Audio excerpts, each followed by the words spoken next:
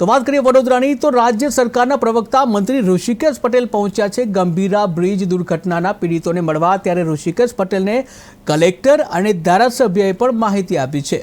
રેસ્ક્યુમાં મુશ્કેલી ન પડે એટલે હું અન્ય મંત્રીને ન આવ્યા અને આજે હું ઘટનાનો તાગ મેળવવા આવ્યો છું તેવું ઋષિકેશ પટેલે જણાવ્યું છે।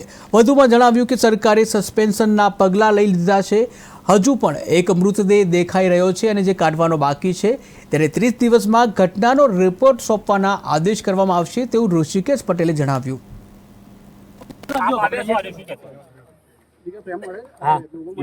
દુઃખદ ઘટના છે કે જેનો ગુજરાતને અને તમામ લોકોને ખૂબ જ દુઃખ છે, શોક પણ છે।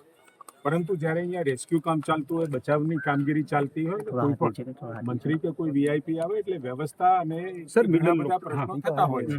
એટલે સ્વાભાવિક એક વખત અમે સતત વહીવટીતંત્રના સંપર્કમાં હતા અને આજે સમાચાર જે મળ્યા અને ગઈકાલથી અમે સતત પ્રતિ કલાક અહીંના સમાચાર લેતા હતા। કેટલા રેસ્ક્યુ થયા, કેટલા આપણને પાર્થિવ દેહ મળ્યા, સાધનો નીકળ્યા અને એના પછી લાગ્યું કે આજે એની પરિસ્થિતિની મુલાકાત લેતા ટેકનિકલી પણ અમે જોઈ શકીએ।